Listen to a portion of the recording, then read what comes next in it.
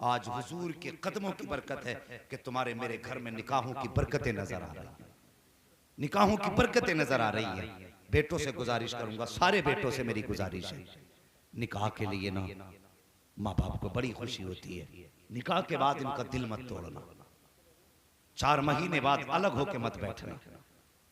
इसलिए कि जब तुम दूल्हा बने थे तो सबसे ज्यादा बलाएं तुम्हारी माँ ने दी थी।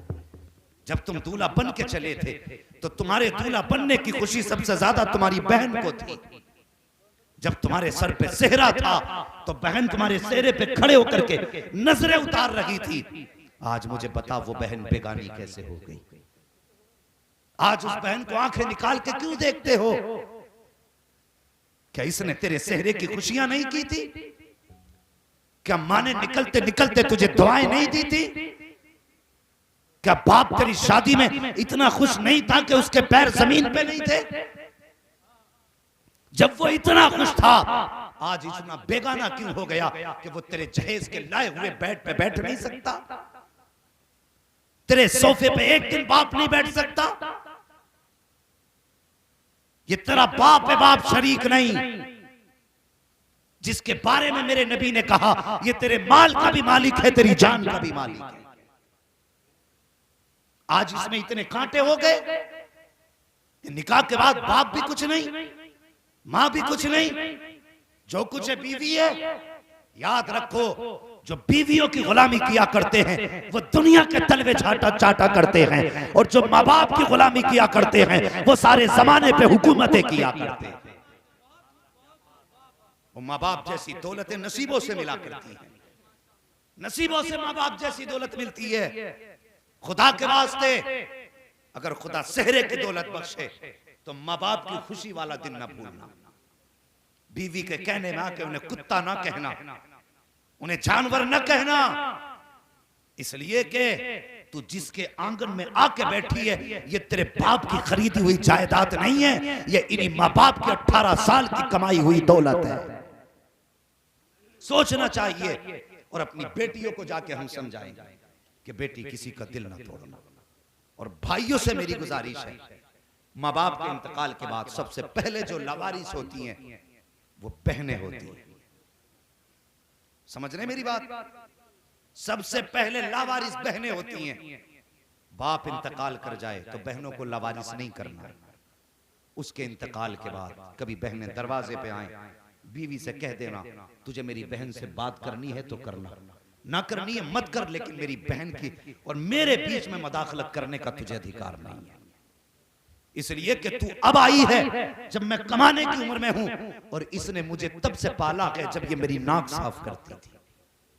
हर भाई को बहन की कुर्बानी याद रखनी चाहिए। हमने बहनों को मां बन के भाइयों को पालते देखा है, मां बन के। इसलिए कि मां जब काम में होती है, आज भी बहनें छोटे भाइयों को सीने से लगा के कभी चौराहों पे लेके घूमती हैं, कभी मार्केट में जाती हैं, कभी दरख्त के नीचे, और यार कभी गर्मी पड़ती हो शिद्दत की तो देखना बहनों को जब गोद में छोटे भाई होते हैं तो भाई के माथे पे बहन को पसीना गवारा नहीं होता है, बहन पसीना टपकता है उसके माथे से, लेकिन आंचल की हवा बहन दे रही है, दुपट्टे से पसीना बहन साफ कर रही है। आज तुझे हया नहीं आती, बहन को तूने लावारिस किया है। कल जरा याद कर इसकी जिंदगी को, कल जब तू परदेश से आया करता था तो सब तेरे जेब की तरफ दौड़ा करते थे, लेकिन बहन तेरे कपड़ों की तरफ जाती थी, कहती थी भाई कितने गंदे कपड़े हैं, ला उन्हें धोना मेरा हक है, तेरे कपड़े मैं साफ करूंगी। सबसे पहले बगैर कहे जो तेरे कपड़े साफ किया करती थी वो तेरी बहन होती थी, तेरे कहे बगैर जो खाना लगाती थी वो तेरी बहन होती थी, जिसने आधी रात उठ करके तुझे खाना बना के खिलाया वो तेरी बहन की जात थी, जो तेरे आने के इंतजार में आधी आधी रात बैठी रही वो तेरी बहन की जात थी। जब तू पैदा ना हुआ तो सजदे में जिसने मांगा वो तेरी बहन थी, तू पैदा हुआ तेरी पैदाइश की खुशी जिसने ज्यादा मनाई है वो बहन की जात है, जिसने तेरे दूल्हा बनने के ख्वाब देखे हैं वो तेरी बहन की जात है, जिसने तेरी नजरें उतारी है वो तेरी बहन की जात है, और जिसने तुझे दूल्हा बना करके मुबारकबाद सबसे पहले दी है वो तेरी बहन की जात है। सारी दुनिया का प्यार एक पल्ले में रखो फिर भी बहन के प्यार के बराबर हो नहीं सकता। नारे तकबीर, नारे रिसालत, उलमाए अहले सुन्नत, मसलके आला हजरत हजरत अल्लामा मुफ्ती हम्माद साहब किबला। नारे तकबीर, नारे रिसाल। बहन बहन होती है। आज कितने फोन ऐसे आते, मौलाना आप बड़ा अच्छा बोलते हो, आपकी बातों में असर है, मेरे भाई के पास एक फोन कर दो आप। क्या बात है बहन? का 6 साल हो गए मेरा भाई बुलाने नहीं आया। जिस दिन से बाप गए हैं मैं कहीं छूट गया। और लानत हो ऐसी जायदाद पे जो बहनों को रुला के उन पे सांप बन के बैठा जाए। हमारे जहन में ये रहता है ना, बहनें आएंगी तो खर्च होगा, दस्तरखान में कमी आएगी। खुदा की कसम बहनें आती हैं ना, खाली नहीं आती है, खुदा की रहमतें साथ लेके आया करती हैं। हाँ, खुदा की रहमतें साथ लेके आती हैं। और बापों से भी मेरी गुजारिश है, जब जायदाद बांटा करो ना, तो मकान में जब 4 कमरों में 3 कमरे बेटे को देके जाना, तो एक कमरा बेटी को भी देके जाना, ताकि कल अपना हक बता के आ सके। मैं तुम्हारे कमरे में नहीं आई, अपने बाप के दिए हुए जायदाद के हिस्से में आई। फिर वो शर्म नहीं आएगी, फिर भाभियों में हिम्मत नहीं जो धक्का दे के निकाल सके। कम से कम बहन को एक कमरा जरूर दे के जाना, ताकि कल बहन आए तो उसका सर शर्म से न झुके। और कितनी बहनों को भाइयों ने धक्के दे के घरों से निकाला। हाँ, लॉकडाउन गुजरा, कितनी बहनें बेवा थी, बच्चे भूख की कगार पे आ गए, कहा भाई अमीर है चलो उससे कुछ नाज ले लें। तो भाभियों ने दरवाजे से धक्का दे के कहा, जा चली जा, तेरा बाप कमा के नहीं रख के गया था जो यहाँ लेने चली आई। और गैरत कर, खुदा की कसम तुझ पे इसका एहसान हो सकता है और तेरा इस बच्ची पे एहसान नहीं है, इसलिए कि तू उसकी जायदाद खा रही है, वो तेरी जायदाद नहीं खा रही।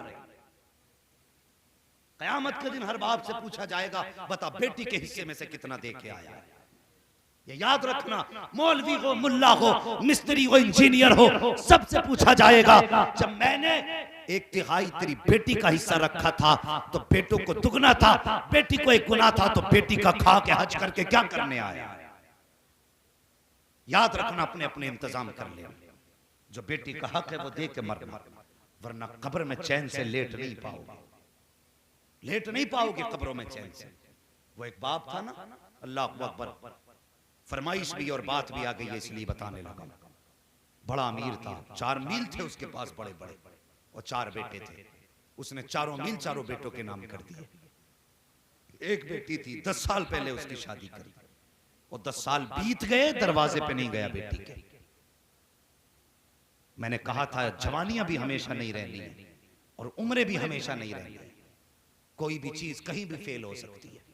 एक दिन अचानक दर्द उठा, बेटे बाप को हॉस्पिटल ले गए, क्योंकि करोड़ों का मालिक था बाप, और सारी जायदाद उसने बेटों के नाम कर दी। लेके गए हॉस्पिटल में, डॉक्टर ने चेकअप किया, कहने लगे इसके गुर्दे फेल हो चुके, अब ये बचने वाला नहीं है। डॉक्टर ने कहा कि फिर भाई अब गुर्दा की जरूरत है, गुर्दा किससे दिलवाएगा। बाप को बेटे पे बड़ा फख्र था, 4 बेटे थे, कहने लगा है ना 4 बेटे, कोई भी गुर्दा दे देगा। बड़े बेटे को बुला के कहने लगा, मैंने तुझ पे लाखों रुपए लगाई, बेटे मैं कुछ जीना चाहता हूं, एक गुर्दा दे दे। जब इतनी बात बेटे से कही ना, बेटा कहने लगा तुम्हारी तो जिंदगी गुजर गई, हमारी बर्बाद करना चले, मैं गुर्दा नहीं दे सकता। उस दिन बाप को तकलीफ हुई, उसने सबसे बड़ी गलती कौन सी की। हाँ, 4 बेटों ने गुर्दा देने से इनकार कर दिया। वो कहने लगा मैंने जवानी तुम पे लुटा दी, जायदाद तुम्हारे नाम कर दी, एक गुर्दा नहीं दे सकते। कहा गुर्दे की कोई कीमत नहीं, ये नहीं दिया जाएगा। अल्लाह अकबर। बाप को जब बेटों ने जवाब दे दिया, बाप ने डॉक्टर से कहा यार मुझे वापस हॉस्पिटल के अंदर ही ले चल, मेरा इलाज कर, जिंदगी होगी बच जाऊंगा, नहीं होगी मर जाऊंगा। अब बेटों के सामने बैठने की हिम्मत नहीं है, डॉक्टर अंदर लेके चला गया। बेटे बाप को छोड़ के हॉस्पिटल आ गए तो खानदान में खबर फैल गई कि बाप के गुर्दे खराब हो गए हैं। बेटों ने गुर्दा देने से इनकार कर दिया। बात कोई रुका नहीं करती है, फैलते फैलते बेटी के कानों तक पहुंच गई कि मेरे बाप की तबीयत ज्यादा खराब है। भाइयों ने गुर्दा देने से इनकार किया है। और यार वो बेटी थी, बर्दाश्त न कर सकी, दूध पीता बच्चा गोद में था, सीने से लगा करके हॉस्पिटल आ गई। डॉक्टर से आके कहती डॉक्टर जल्दी कर, फला नाम का मरीज तेरे अस्पताल में है। कहा हाँ है। कहा जल्दी कर मेरा गुर्दा निकाल और उसके डाल दे। कहा किस लिए? कहा अगर देर हो गई तो वो मर जाएगा। अल्लाह अकबर। डॉक्टर कहने लगा बता तो सही तू कौन है, कहाँ के रहने वाली है। कहा डॉक्टर ये ना पूछ, जल्दी कर और मेरा गुर्दा निकाल के फला मरीज के डाल दे। अल्लाह अकबर। बच्ची के कहने पर बच्ची का गुर्दा निकाला गया और उस डॉक्टर ने उस मरीज के डाला। जब बच्ची वापस जाने लगी है तो वापस जाते जाते डॉक्टर कहने लगा बेटी बता तो सही तेरा नाम क्या है। कहा डॉक्टर नाम का क्या करेगा। कहा अगर मरीज ने मुझसे पूछ लिया कि मुझे गुर्दा किसने दिया है तो किसका नाम बताऊंगा। उसने कहा मैं नाम तो नहीं बता सकती, अलबत्ता कागज कलम दे दे, मैं खत लिखना चाहती हूँ। अल्लाह अकबर। बेटी बेटी होती है। उसने कागज कलम लिया है, खत लिखा, तय बनाई, डॉक्टर के हवाले करके कहा ले डॉक्टर अगर मेरे बारे में मरीज पूछे तो कुछ ना बताना, ये खत उसके हवाले कर देना। अल्लाह अकबर। डॉक्टर ने बच्ची के कहने पर खत संभाल के रखा। जब बाप ठीक हुआ बाहर निकलने लगा तो कहने लगा यार सबसे पहले मुझे डॉक्टर के पास लेके चलो। कहा किस लिए। कहा मुझे डॉक्टर का शुक्रिया अदा करना है कि मेरे बेटों ने गुर्दा देने से इनकार कर दिया, न जाने डॉक्टर ने मेरी जिंदगी कैसे बचाई है, इसलिए शुक्रिया उसका अदा किया जाएगा।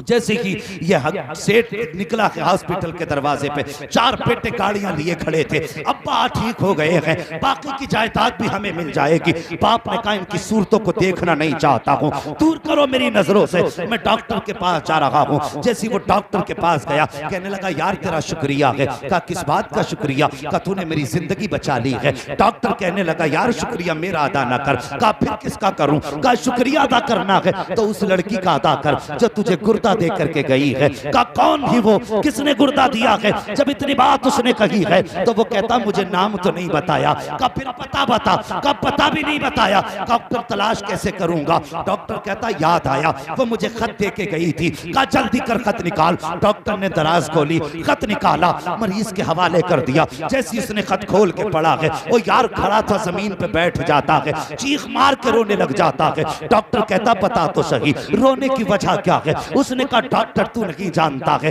यह खत किसी और ने नहीं दिया है बल्कि मेरे जिगर के टुकड़े ने दिया है, मेरी बेटी का खत है। कहा इसमें लिखा क्या है। कहा सुन इसमें लिखा है एक मजबूर बेटी का सलाम, उसके बाप की बारगाह में कबूल हो। वह कहती ए मेरे बाप जैसी मुझे पता चला तेरी तबीयत खराब है, डॉक्टर ने गुर्दा मांगा है, भाइयों ने गुर्दा देने से इनकार कर दिया, मेरे बाप में बर्दाश्त न कर सकी। ए मेरे बाप तूने जायदाद का हिस्सा नहीं दिया तो कोई बात नहीं है, तूने मुझे दौलत का हिस्सा ना दिया कोई बात नहीं है, लेकिन मेरे बाप 10 साल हो गए हैं जिस दिन से रुखसत होकर के आई हूँ आज तक तू मेरे दरवाजे पे नहीं आया है। ए मेरे बाप मुझे पता तो नहीं है मुझसे कौन सी गलती हुई है जिसकी वजह से तू नाराज हो गया है, कौन सी खता मुझसे हुई है जिसकी वजह से तू रूठा है। ए मेरे बाप सुन ले, दुनिया चांद देखने के लिए छत पे चढ़ा करती है, तेरी बेटी छत पे नहीं जाती है, तेरी बेटी अपना चांद देखने के लिए अपने दरवाजे पे जाके खड़ी हो जाती है। ए मेरे बाप आज तक जिंदगी में 10 साल में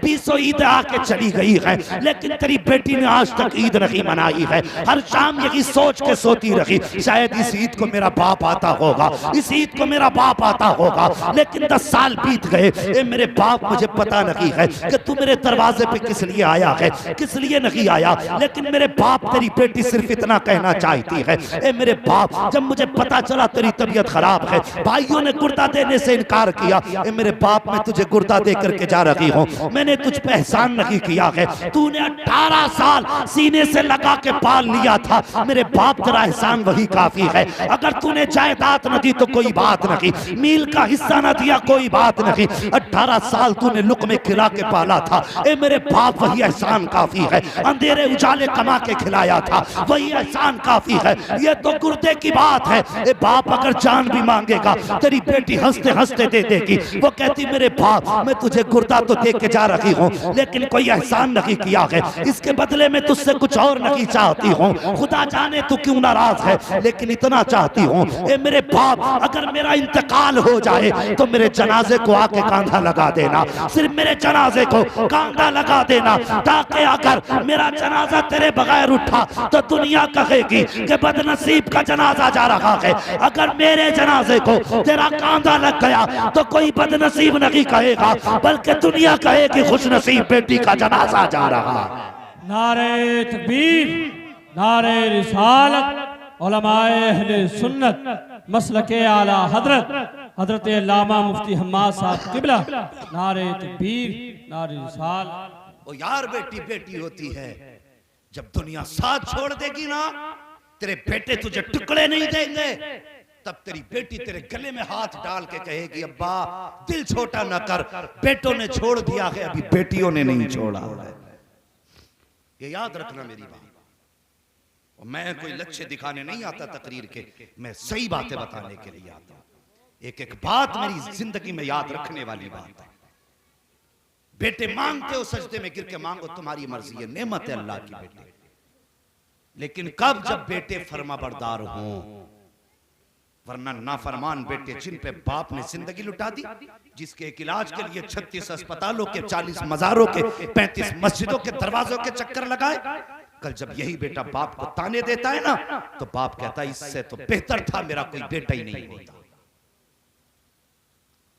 कभी जिंदगी में बाप की जिंदगी में वो दिन न लाना जो बाप को ये कहना पड़े इससे तो बेऔलाद होना बेहतर था।